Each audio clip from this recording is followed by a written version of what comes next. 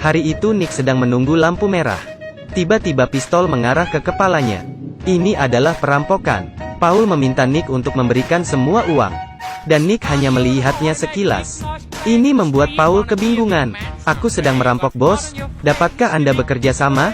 Nick memutar kepalanya perlahan-lahan. Sekali gas dia langsung berangkat.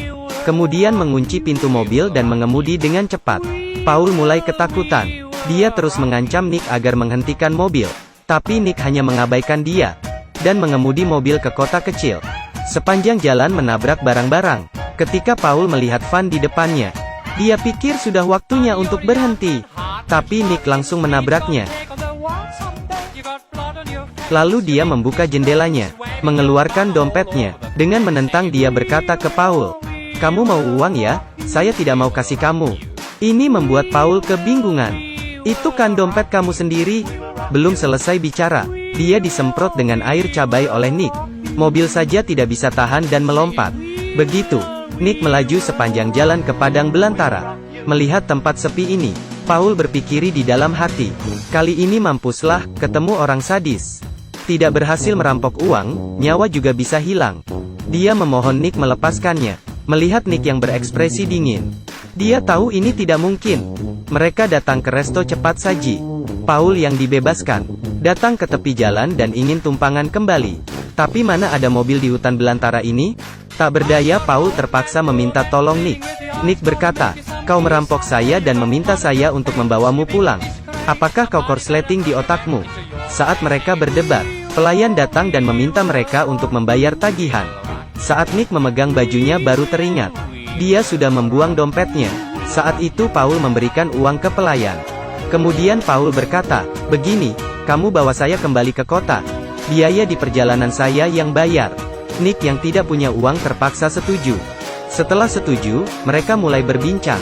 Rupanya Nick adalah manajer di sebuah perusahaan periklanan. Dia mempunyai istri yang cantik. Hari itu Nick pulang kerja lebih awal. Dia ingin memberikan kejutan untuk istrinya. Tak disangka, istrinya memberikan kejutan yang lebih besar. Ketika dia melihat kancing ini, Nick yakin, istrinya selingkuh dengan bos sendiri. Nick yang dikhianati istrinya, tiba-tiba dari pria sukses, menjadi orang yang telah kehilangan jiwanya. Ini adalah alasan, saat Nick menghadapi perampok yang menodong senjata, bisa melupakan nyawanya dan terus menggila sepanjang jalan. Hingga membuat perampok itu ketakutan hingga terus minta ampun. Pria ini namanya Nick. Kamu kira dia sedang menari? Sebenarnya dia hanya ingin menjatuhkan laba-laba di badannya. Kejadian yang dia lalui hari ini, orang lain belum tentu bisa merasakan sekalipun dalam hidup mereka. Pertama adalah istri cantik yang mengkhianati dirinya. Kemudian istrinya selingkuh dengan bos sendiri. Dan sekarang dia harus bersama dengan perampok. Pulang bersama Nick yang sedang isi bensin. Terpikir masa-masa bahagia bersama istrinya. Dia tidak bisa menerima fakta bahwa istrinya mengkhianati dirinya. Saat dia berpikir, bensin tiba-tiba menyemprot keluar. Saat dia meletakkan pistol bensin, dia melihat Paul sedang merampok. Nick yang tidak ingin terlibat, segera melarikan diri dengan mobil. Tapi dia tidak menemukan kunci mobil. Saat itu juga, "Kau sedang cari ini?" Saat mereka berhasil lari, bos supermarket terus mengejar mereka. Terkadang mereka ditembak. Saat itu juga, polisi tiba di sana. Untungnya kemampuan mengemudi Nick lumayan baik. Di masa krisis berhasil keluar dari bahaya. Setelah mereka aman, Nick terus mengejek Paul. "Kamu bisa saja memikirkan untuk merampok supermarket. Ada berapa banyak uang di sana? Kau tidak bisa profesional sedikit? Setidaknya membawa kerudung atau sesuatu." Tiba-tiba Nick terpikir bosnya. Dia mengetahui kode brankas bosnya. Dan di dalam ada sangat banyak uang. Akhirnya Nick memutuskan untuk merampok bosnya dan membalas dendam. Paul segera bilang bahwa dia ingin bergabung. Akhirnya mereka meneruskan perjalanan mereka ke tempat kerja Nick. Di tengah perjalanan, Paul menemukan seekor laba-laba di atas kepala Nick. Dengan niat baik dia memberitahunya. Siapa tahu, Nick terlalu penakut. Dia langsung turun dari mobil dan terus melompat. Paul yang melihat itu segera merekamnya. Dan hampir saja ketawa hingga habis napas. Nick tiba-tiba menginjak korek api yang terjatuh dari badannya. Hasilnya keluar adegan ini. Setelah bersenang-senang, mereka mampir lagi ke sebuah tempat isi bensin. Agar Paul tidak merampok lagi, Nick mengambil pistol dan masuk sendiri ke dalam supermarket. Setelah bos melihat penampilan Nick dan pistol di pinggangnya, dia langsung mengeluarkan pistol dan menodong ke Nick.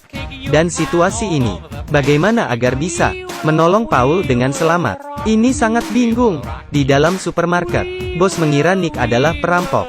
Dia mengarahkan pistol kepadanya saat bos lagi menelpon. Dengan sebuah gerakan ajaib, langsung membalikan situasi. Tentu saja, Nick tidak merampok. Dia membayarkan uang bensin ke bos. Saat mereka mengisi bensin, kebetulan dua perampok melihat mereka. Mereka mengira Nick berhasil merampok supermarket. Akhirnya Nick dan Paul ditahan mereka. Para perampok tidak tahu bahwa Paul dan Nick tidak ada uang. Badannya hanya ada kartu nama Nick. Bisa dibilang, Paul lebih cerdas. Dia berhasil merampok sebuah pistol. Melihat kelakuan Paul, para perampok pun ketakutan. Dia tidak sengaja memecah dirinya sendiri. Setelah menghabis kedua perampok, mereka pergi ke rumah Paul. Ibu Paul menyambut mereka dengan caranya. Mereka keluarga Paul. Nick akhirnya mengerti. Jika tidak ada diskriminasi rasial, Paul pasti tidak akan menganggur. Dan tidak akan juga merampok orang lain. Keesokan malam, mereka mulai beraksi. Saat mereka sampai di perusahaan Nick tidak berhasil membuka pintu. Saat ini, Paul menunjukkan keahlian dia. Tak lama sudah berhasil membuka pintu. Setelah masuk, dia menutup kamera dan membuka brankas. Dalamnya memang banyak uang. Mereka mengambil semua uang itu. Saat mereka mau meninggalkan kantor itu, Nick membuat sebuah gerakan yang berani. Dia memakai penutup wajah dan memberikan gerakan hebat ke kamera, dan juga menghancurkan patung kesayangan bosnya. Adegan memalukan terjadi. Tidak ada cara lain, hanya bisa bersembunyi dulu. Siapa yang tahu jika satpam ini adalah seorang penari? Dia menggunakan musik alarm darurat, mulai menari selama lebih dari 1 jam. Nick dan Paul saja hampir ketiduran. Saat pulang ke hotel, Paul sangat senang. Dia tidak pernah melihat begitu banyak uang. Tapi Nick sedikit kecewa. Dia pergi ke klub malam sendirian. Setelah lama berpikir, Nick memutuskan menelpon istrinya dan bertanya lebih jelas. Tapi setelah dia bertanya, rupanya yang Nick lihat bukan istrinya, tapi itu adalah adik istrinya dan suami adiknya. Mereka datang ke rumah mereka. Karena tidak bisa menahan, mereka pun melakukan hubungan. Dan kancing itu adalah saat pesta. Bosnya meninggalkan kancing di sana. Selalu diletakkan di sana. Nick juga tahu. Rupanya semua ini adalah salah paham. Nick belum sempat bergembira. Tiba-tiba dia terpikir sesuatu dan dia bergegas kembali ke kamar. Saat lift terbuka, dia melihat kawanan perampok datang ke situ. Saat masuk kamar, Nick menemukan Paul yang diikat di balkon. Dia memberitahu Paul, dia bisa menarik kain saat buka pintu. Dia meminta Paul tidak usah khawatir. Alhasilnya, dia berhasil menarik tapi tidak cukup kuat menariknya. Untungnya Paul sangat beruntung. Kemudian mereka menemukan kawanan perampok.